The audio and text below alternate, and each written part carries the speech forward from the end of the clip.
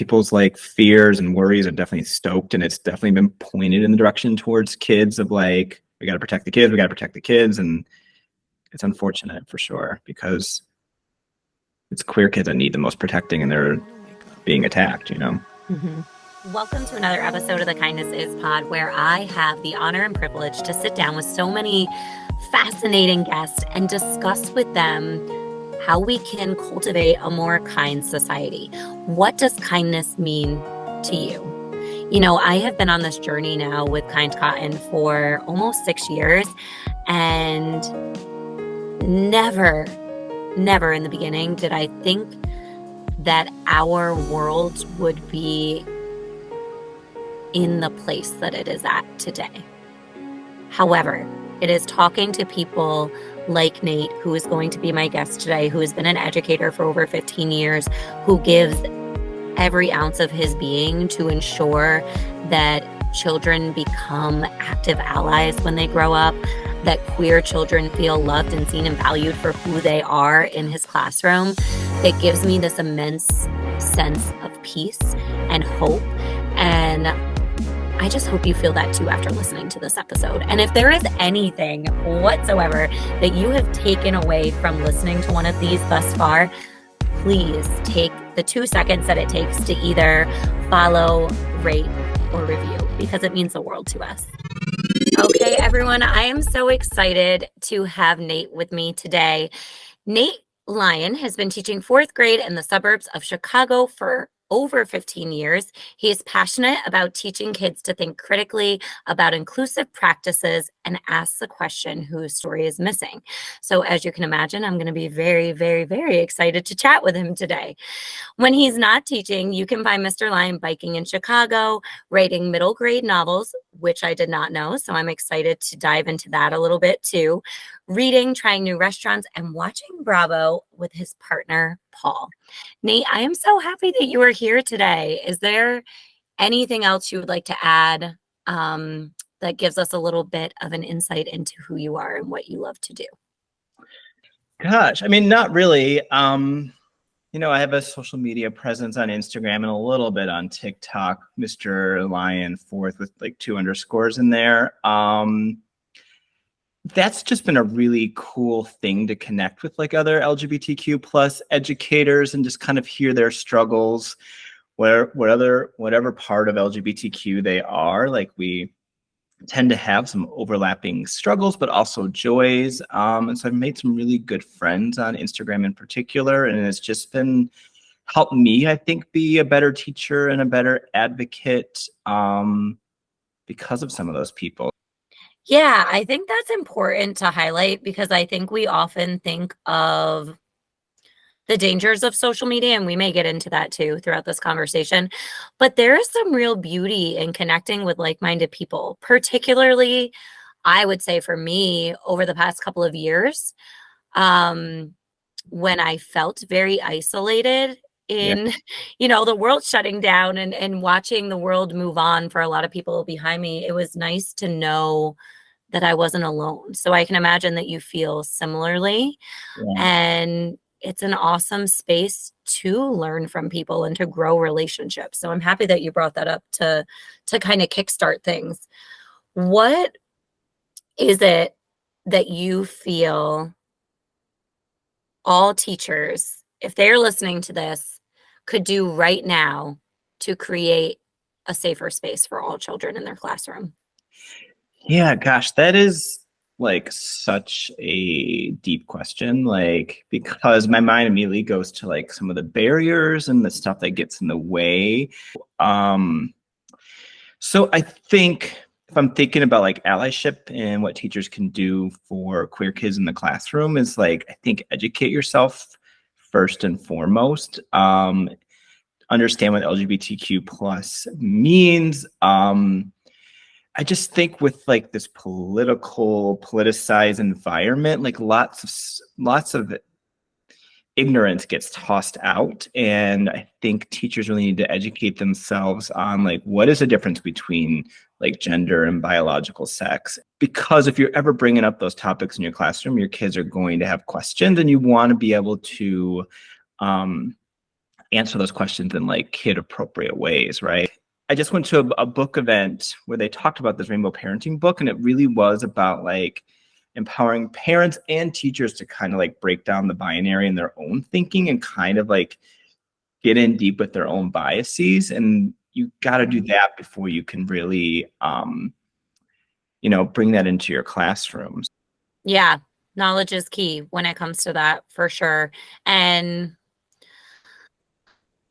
we're both definitely coming from, I mean, I'm not in the classroom, but just in doing the book fairs that we do. I am in Montgomery County in Maryland, so I'm right outside of DC. Now, coming from a very different area in Florida where I was receiving threats in some of the fundraisers that we were doing schools there. Part of the reason as to why we picked up and had the privilege, such as yourself, to actually move and be in a space where we feel much safer and much more valued for what we do. Yeah. So if people are in areas like we are, can you just talk a little bit about the importance of doing all of that unpacking and the importance of educating yourself, and then in turn bringing inclusive resources into the classroom? Because I think, I mean, the reality of it is that even in more, what do I want to call it, progressive areas, Yeah. that there's still a lot of educators not quite doing the work that they could be doing. And that's not to take away from all of the incredible educators out there who are doing this, or maybe they just don't know enough yet and they want to learn what to do more. What would you say to them? I think there's this idea that like LGBTQ plus topics have to be attached to like after kids learn like about like sex and puberty, right? And you can't, Mm-hmm.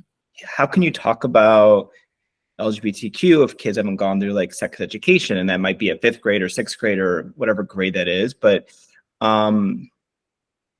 there's so many entry points. I think there's family diversity, right? And like different families can look like, and that is not about sex. That's about this family happens to have 2 dads. This family happens to have 2 moms. There's a great picture book called My Maddie about like a non-binary parent, right?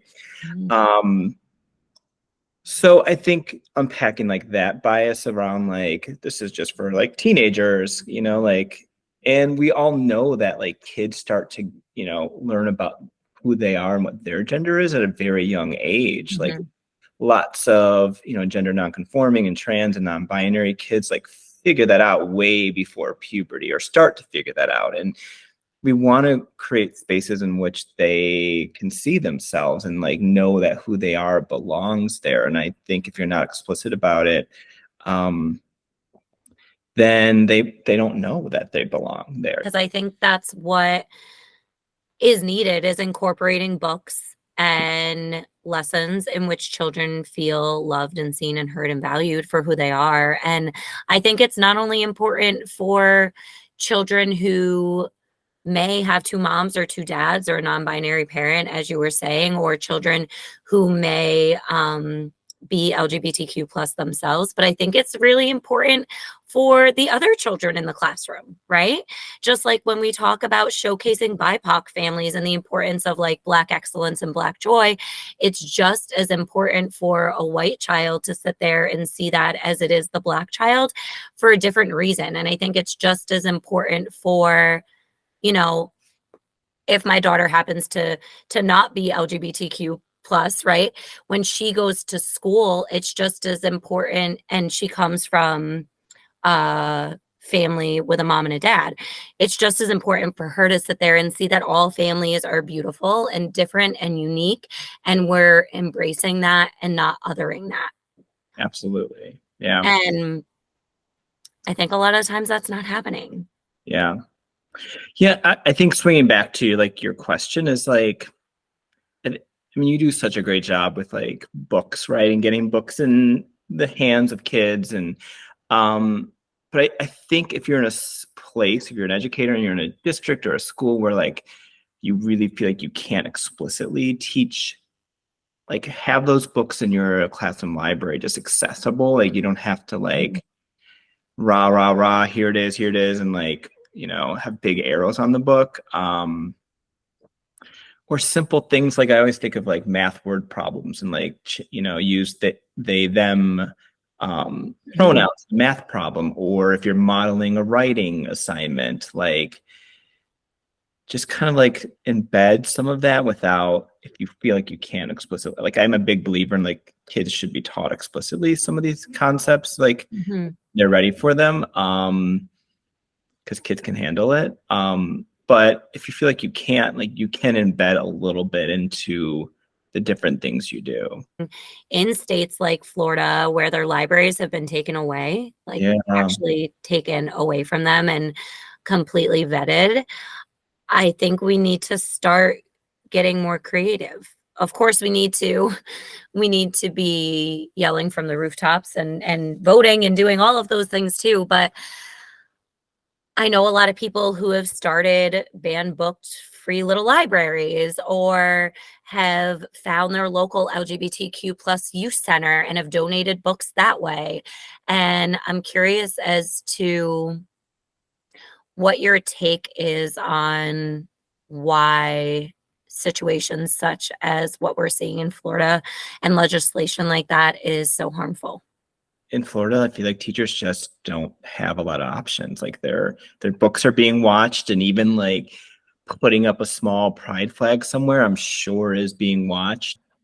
At a certain age, I teach fourth grade, and I know a lot of my kids are on social media, even though like, when they sign up for an account, it says, are you 13 and over? And they're still on these apps, and they're getting information about the world outside of like their home town. So I mean, that's a double-edged sword. That gives me a little bit of hope, right? That some kids are like finding communities online, or just at least, there's so many great queer advocates on TikTok and Instagram that aren't, educators, but just living their lives as queer people. Yeah. That I hope kids can see and just, learn from. But, we know social media has a double edge to it too. How has that been for you as a content creator, as a queer educator? How has it been being on social media as your full authentic self? Because I know that you spoke to the beautiful relationships, but I can also imagine that you have encountered some difficult things as well. Yeah, I think any LGBTQ plus educator that has, more than 10,000 followers has probably been in a situation where like at least getting terrible comments. But it's like a year and a half ago now, that there's a Libs of TikTok Twitter account that really just goes after, I don't know, I haven't looked at that account in ages, but they were going after queer educators really hard. I don't know if they're still doing that. And posted, like I had a TikTok when the Don't Say Gay bill was like brand new, right? And just showing support, and like I had like a sweatshirt on that like supported queer kids and whatnot. So I made a TikTok, and that Libs of TikTok account like reposted it, and it wasn't good. Like people, were tagging my like school district and emailed like my administrators. And so all of a sudden, like my professional life and my like social media life were getting mixed together, and it definitely wasn't a good feeling. My district was really supportive, but it definitely wasn't a good feeling to feel that vulnerable. Yeah. And you could be in a space, as you mentioned before, where had you been living in a different district or a different state, the outcome may have not been the same. And that's terrifying and awful. Yeah. I mean, I guess one of the good things about social media is that, a fire gets lit and then it goes out pretty quickly, right? And that account in particular, fortunately for individuals, but unfortunately for others, like tends to just put out content constantly. And so whatever is about you gets buried pretty quickly, and then people move on. So I don't know, I guess if you're listening and you are not a part of the queer community, just know that like a lot of us really have to look more carefully at like, and I'm sure you've dealt with it too, of like look more carefully at your settings. And like, I have like keywords on Instagram that are like banned. So if someone tries to type it, like it can't get posted. Like there's a lot I had to do to make sure my accounts were safer after that happened. Yeah. Yeah. I appreciate you sharing that because I know the weight of social media can be a lot at times too. So Yeah. that goes into, in your instance, into your personal life. And like, as I shared with things that happened in Florida, into like, it becomes much more of an actual attack on you and not just someone typing something on social media. My brain can't wrap around like seeing something online and like reaching out to a school district that like is states away from you that like has nothing to do with like you and your family. Like I just I don't understand that at all. But yeah, for sure. And that brings up a really good point because that's something that I have had a very difficult time understanding with the backlash with legislation such as the Don't Say Gay bill and the books that people are reading in their classrooms. I mean, as you mentioned, we're reading, not we, teachers are reading books such as Heather Has Two Mommies or, you know, Prince and Knight, but are totally fine with Sleeping Beauty. And I've never been able to wrap my head around this idea that this isn't affecting you or how you live your life, right? This is just saying, hey, like maybe we are really making a difference for the kids in the classroom who need to hear this. And for the other kids, like I had mentioned before. So I struggle with that as well. Absolutely. yeah, I do too. And I do think it's just been politicized, you know, like I do think there are politicians that benefit from politicizing it and getting people riled up, and those people that are riled up aren't the ones that want to learn more. Like, let me go actually figure out what it means to be non-binary or trans.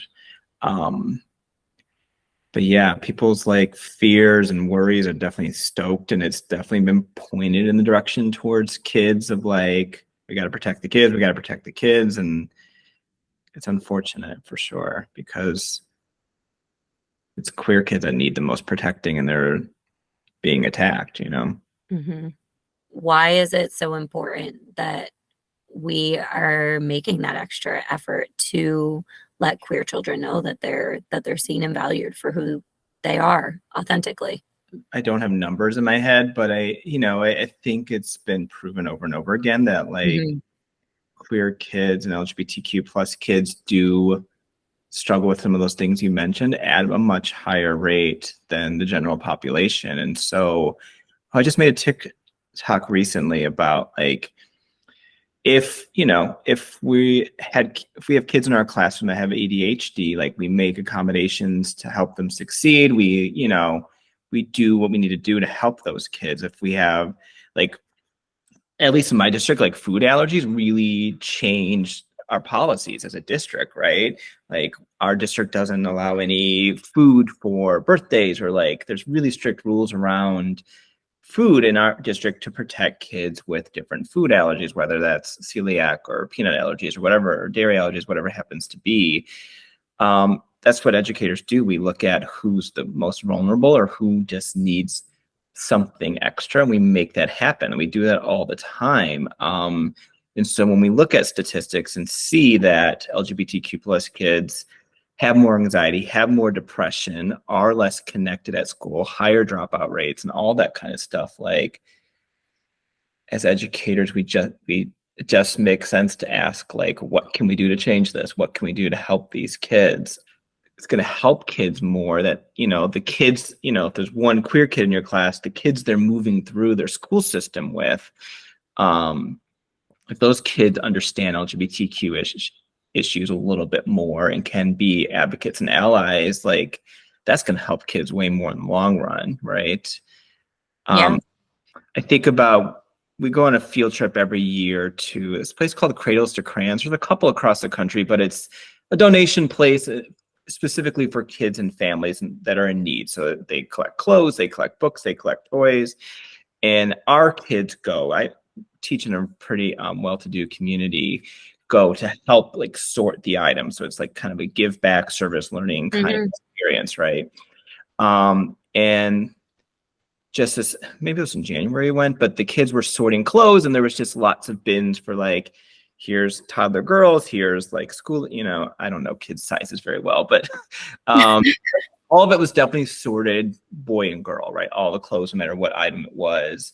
And I wasn't even around, but I came over and one of the workers there came up to me and said, oh, one of your kids was asking about like, what clothes do non-binary kids get to have? And, you know, like what do you do for kids that don't really feel like they're a boy or a girl, right? And so just a really cool moment of like, okay, like when I'm not around, this kid is advocating for others, you know. That's gonna help our future more. Like when that kind of stuff happens, I'm like, things feel very tumultuous right now, but like our future, I don't know. I'm a big believer in like, we're going to be in a better place in 10, 20, 30 years. We just got to get through this like rough patch. I needed to talk to you today. Right? I need to hear that. I'm going to clip this out of the podcast and play it once a day because I think it's important to hang on to that hope. And I think being a caregiver, I need to know with certainty that there are people such as yourself out there and that there are people who not only want to be hopeful, believe in being hopeful, but are cultivating that hope through the future. And I commend you for that because, like I said, as a mother, I need to hang on to that change. So yeah, and I think the timeline isn't great, you know, like I think if you ask a lot of queer people, like 5-10 years ago, it felt like we were on like a nice trajectory forward. Now it feels like we've taken it, and I don't think anyone would have really predicted this. So I think we're all kind of taken aback by it, but and it's a dangerous time for sure, but I don't know. I do think we'll be in a better spot in the future, and this is just a big awful bump in the road. But I do think kids are blank slates in a lot of ways, and like they get it, and they get some of these like issues pretty easily, where like adults are so like hanging on to their biases. Like kids are just like, oh, that kid doesn't feel like a boy or a girl. Okay, great, like let's go play, right? Exactly. I mean, that's all it took. One of my daughter's teachers is trans, and it took one conversation for her to understand their pronouns, for her to never mistake them, for her to be like, yeah, I love my teacher and that's all I care about. And now I want to go in the sandbox. Like, yeah, 100%. She sees their humanity and that's all that matters. And it's such a beautiful thing to see the world through the eyes of a child. Yeah, truly. They really get it. And it gives me hope. I want to know, before we go, a couple of things. First, I want to know, you mentioned it in the beginning, but you're doing a lot of really cool things. You're writing books, you have a social media presence, you're selling beautiful shirts. How can people support you? Where can they find you? And I want to hear a little bit about both projects. So whichever one you feel inspired to talk about first, go ahead and share with us. Yeah, I mean, my writing is very much for me. And it just like, so I have a middle grade novel that I've written the whole thing is probably, 50,000 words, but I've kind of put it aside. Like it just wasn't clicking how I wanted it. And I was revising it. Like I hope to be published one day. I hope you can find one of my books on a bookshelf, but it's just, I feel like I got to find the energy to like right consistently, and that can be hard sometimes, but there's definitely like queer issues embedded. Like the book I'm working on now, I wanted, back to like the advocacy thing, like I wanted a character that has like his own issues, but like a lot of his stories about like advocating for others, and like friends a non-binary kid, and like helps out that kid, right? And I wanted real kids in the real world be able to read a fictional book that like models that. Yeah, my social media is Mr._Lyon_4th on Instagram and TikTok. So you can follow me there, support me there. Created some bonfire t-shirts. I'm wearing one now that says, I love that one. "Here's a book, save lives." Yeah, it's really beautiful. I love it so much. And you were donating some of the proceeds, right? Yeah, I did. For my birthday, I had another t-shirt that all the money went to the Trans Law Center, fighting trans court cases across the country. Which is super important right now. Yeah, absolutely. Yeah. So I ask everyone who comes on here, and you've probably heard this 1,000 times from me over the past couple of years, but I feel as though as a country, we need to be on a mission to redefine kindness and what that has looked like historically and how it has been weaponized for centuries, essentially. And I ask everyone who comes on if they could define kindness in any way, shape, or form, what would that look and sound like to you? Yeah, I mean, I always think about the difference between being nice and being kind, right? And like you can sound sweet and say nice things and use good manners, and it doesn't mean kind. And so, I mean, really what it comes down to, kindness for me is like, look who in the room or what groups of people need something and do something about it, right? And so like with the queer community right now is like there's laws being passed hurting our community, and so kindness means noticing that and like what can I do to help, right? So and that can be angry, like you can be kind and like angry and pissed off at the same time, but it's really just like advocating for people and who needs advocacy and what can I do to make change. I love that. Thank you, Nate, so much for your time, your presence, your energy, and thank you for all you do for kids. Thank you. It's a pleasure to be here. Bye, everyone. Kindness is about showing up. Kindness is about getting uncomfortable. Kindness is putting aside your worries and your anxieties and your fear and just being there and doing the things that you know are right to hopefully create a better future. And I think that this conversation has really brought to light the current attacks on the LGBTQ plus community, the current attacks, particularly on queer kids. And I hope it also gave you the motivation to find your voice and to find the strength to use it and know that you can make a difference, regardless of your platform or your network or anything that you may think is holding you back from standing up and being on the right side of history. Let it go. Out the door. You can make a difference, and we all need to collectively stand together with the LGBTQ plus community right now and do what's best for kids. Thank you all so much for listening to this episode of the Kindness Is podcast.